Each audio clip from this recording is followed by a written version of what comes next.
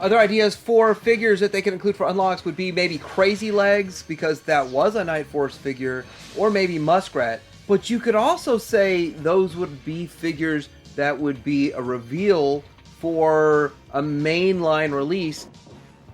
Welcome back to the Tide Dream Hangout. This is Mike, and today I want to talk to you about an update for the Haslab Dragonfly. It's been a while since I've done a full-on update, talk about it in my news here and there, but we've got that 19,000 reveal. This is what I was waiting for. Now, I did throw out about 5 different characters I thought it could possibly be, and this is one of them, but we will probably not see a standard one. We're going to talk about how long till we see a standard version. This is the Night Force version. Then we're going to talk about Chuckles, and I got some questions, concerns about this one, because this feels exactly like what they did with Dr. Mindbender. Dr. Mindbender has been really hard to get for a lot of people. Will this be the same situation? And we'll talk about that and more coming up.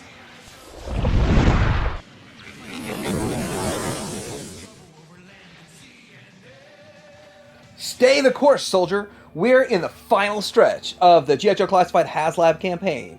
To expand the ranks of the Joe team, we need recruits with the willingness to jump out of a helicopter into a hot landing zone with nothing more than a rifle, a couple of grenades, and some good, bad ideas. If Operation Dragonfly reaches 19,000 backers before the end of the campaign, all backers receive a G.I. Joe Classified Night Force David Crazyleggs Thomas action figure with removable helmet, goggles, cap, backpack, and weapon accessories. You may find his penchant for humming classical music annoying when you're pinned down between enemy fire and a field of anti-personnel mines. Then there's no sweeter sound than his tunes as Crazyleggs comes ducking and weaving through the haze to haul your rear to safety. His contributions as airborne infantry and parachute rigger will prove invaluable to the Joe team. Let's press onward to victory and unlock the final tier. And yes, this was made as a Night Force figure originally. So I had a short list. I was thinking it could have been Hawk. We'll get into some of these other ones here, but this is exactly what a Haslab unlock should be. A tier should be. I don't think you should hide a main character behind a paywall, but a main character that's a pre-recolor, and a Night Force version of Crazyleggs makes a whole lot of sense. Now, I'll be honest, not my favorite character in the whole world, honestly, but I am still happy that we're getting something like this that I actually had as a kid and I remember, and all of those things. And then knowing that down the road we are going to get the standard one, and that is awesome too. Now, it unlocks at 19,000. I'm pretty sure we're going to get there, but I'm going to talk about a little bit more about the actual project itself. But let's get into kind of what we were discussing with all of the other characters and unlocks and where we've come from. I really thought that they were hinting at the fact that we were going to get a new recolor version of a character that hasn't been recolored before, or hasn't been in Night Force before, because it's kind of a trend they've been doing. So I guessed Hawk, only because of the fact that he hasn't been recolored into Night Force, and I thought it would be kind of fun. But so with that, I guess I was wrong, so I'll say I was wrong, and that's fine. But I do think this figure is coming soon. I think we've seen him on the list too, so there's that. Now with this Glinda, I was expecting to see maybe a retro Scarlet. That was one of, in my list of 5, that was one of them, and so this really is. This is a pre-recolor for a retro Scarlet. Fine with me, and I got to learn a little bit more about the history of the vintage G.I. Joe toys and how they were distributed, what characters went where, and I guess now an extreme rarity that I'll probably never own as the actual original vintage figure, so we're going to get some sort of representation of this, and with that, I'm pretty cool with Glinda. I think Glinda's a great option. I also thought we'd get Ace. Now, this is a controversial topic that a lot of people are on either side of this. The thing is, I want to see the pilots, but I know that once you get above a certain size vehicle, and I'm actually surprised they're even making a Dragonfly as big as it's going to be, but once you get above a certain size vehicle, you're not going to see the pilots or the drivers to large vehicles, like the Sky Striker. They're probably never going to do a Sky Striker. If they do, it'd be like 500. It'd be stupid crazy expensive and stupid crazy big. They're probably never going to do a classified Whale, because that would be like $500 or $600, and it would be stupid big. And So with that, we need Cutter and those kinds of figures. If not in a Haslab with a recolor, and then recolor to the standard colors later, at least I'd like to see them in the standard mainline figure. Now, of course, the only precedent we really have for classified Haslabs is this Cobra Commander. This Cobra Commander is going to be recolored into a standard one. This one is the Mickey Mouse one, and I believe the standard one will probably have a stripe on his helmet, and so there's going to be a whole lot of differences between this one and the standard one, but this is the same buck, and then probably a different shade of blue, because they like to do that. So I think that this is a great looking figure, and I do look forward to getting my hands on a standard one also, because I will definitely keep this sealed on the retro packaging, and I want a standard one to open up and do whatever with. So still pretty cool, pretty exciting, and this is setting a precedent for us, sort of.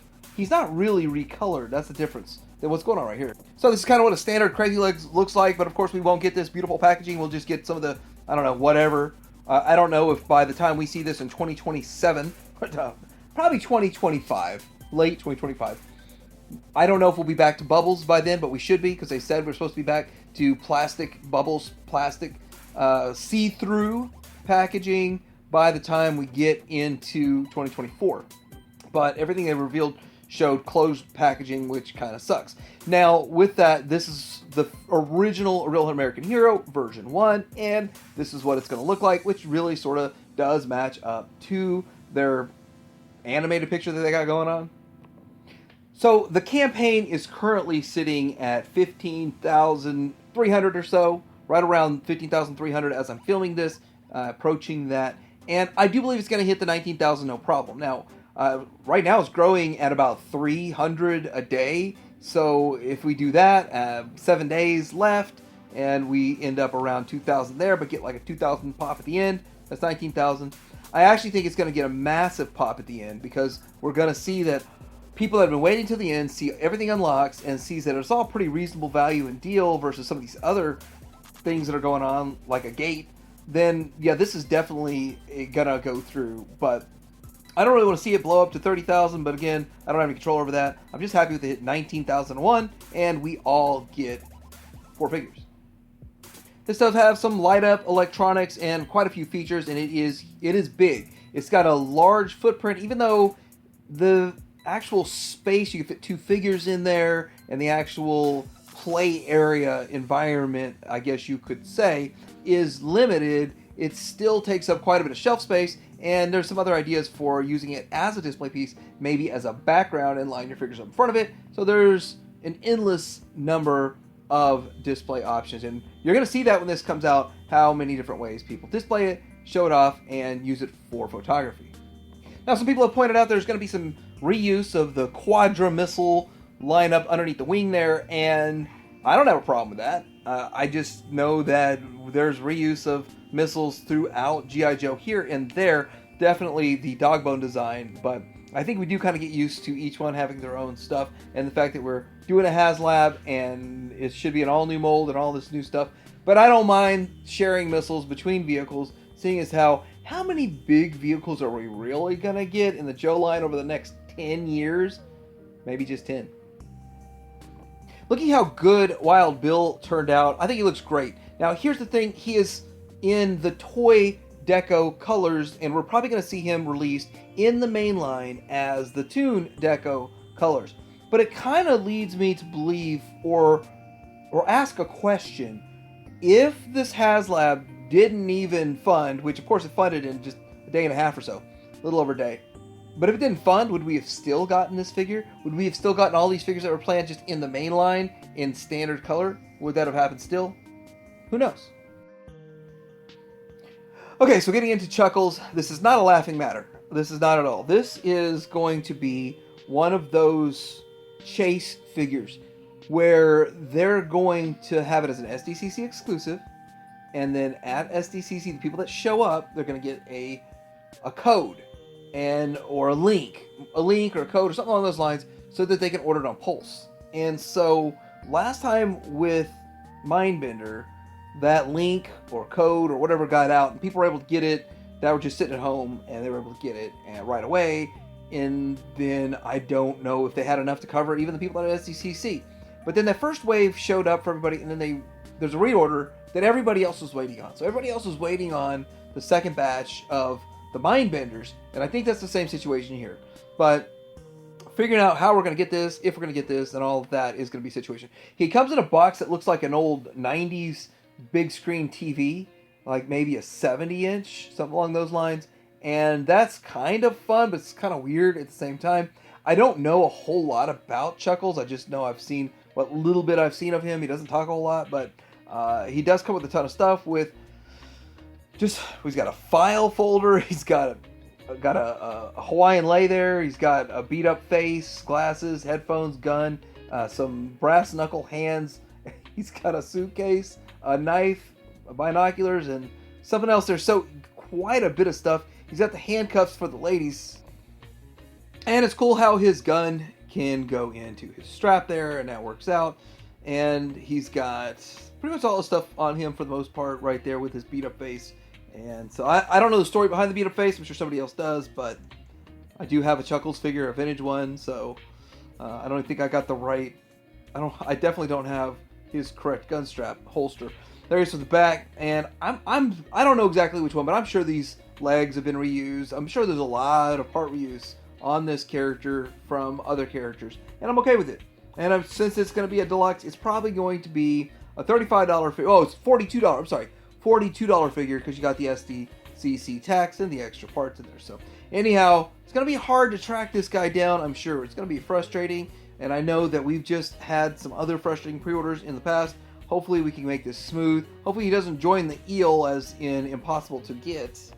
And here's a version 1 Chuckles, and it does match. He's got that crazy Hawaiian shirt, and this is the figure. So I definitely don't have the correct holster for him. I've got some generic one I'm using, which is kind of sad and pathetic. But anyway, still, I know a lot of people are going to be excited about this. This really isn't my cup of tea. It's not my favorite figure, my favorite character out there.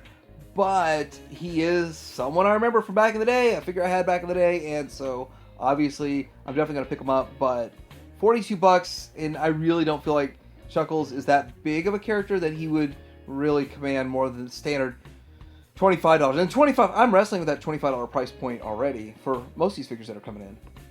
So I'm really curious what everybody thinks about this Crazyleggs being the unlock. I mean, I'm sure there's a whole lot of people that aren't surprised, and I'm starting to wonder, did they waver back and forth? Did they have like 5 like I did? I had 5 ideas. Did they just have several ideas and say, which one do you want to go with? Is that what took so long? Like, why does it take them so long to put this out? We're down to the wire in the last week, and we're still, 4,000 away? Yeah, 4,000, a little less than 4,000 away from unlocking this guy here. So, and we still technically haven't unlocked Glinda yet, but let me know what you think in the comments below. I look forward to hearing what everyone thinks. Like and subscribe.